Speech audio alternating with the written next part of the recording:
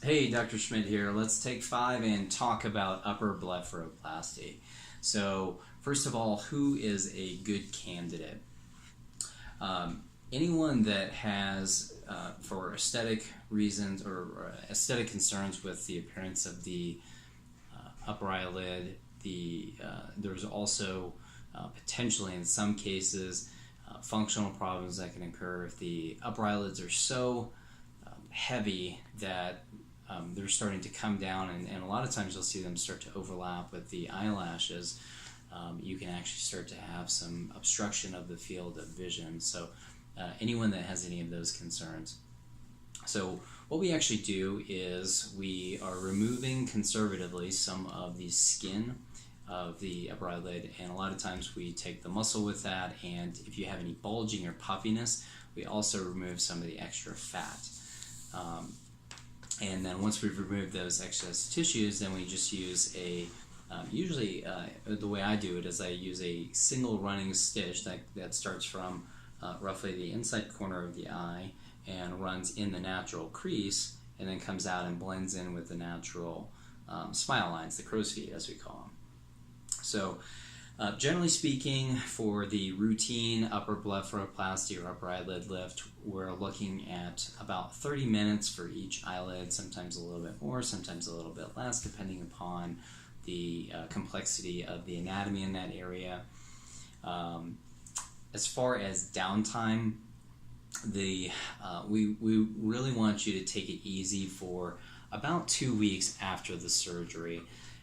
You can do a little bit more activity after the first week, but then once you've hit the 2-week mark and you're starting the third week, you're able to get back to most any activity. As we've kind of covered the incisions, this type of procedure can actually be done under just local anesthesia if you're pretty stoic, if you tend to be a little bit more anxious or you dread the thought of anyone doing any kind of procedure near the eye.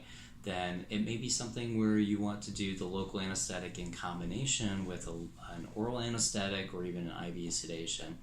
In my practice, I really don't have anyone go to sleep under a general anesthesia, which is where we put a breathing tube through the mouth in order to do this type of surgery. As far as complementary procedures go, this often is done in conjunction with a brow lift because the body doesn't know that the brows are too low or that the eyelids have excess tissue.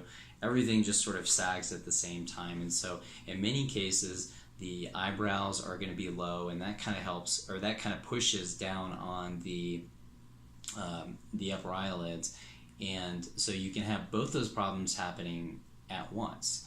So if you think that you may need to have an upper eyelid lift, think about or take a look at the brows. In women, we generally want to see the brows above the level of the bony rim, which you can feel.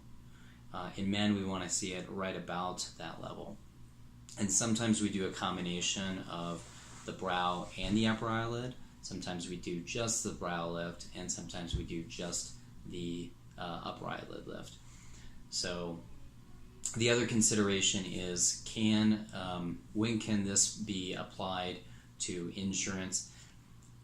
Really, in order to make that determination, we have to have an ophthalmologist, generally speaking, perform visual field testing, and they have to document on their visual field testing that a certain amount of obstruction is present. And once we have that, that can sometimes be submitted to the insurance company, and if it meets their requirements, then that can be covered by insurance.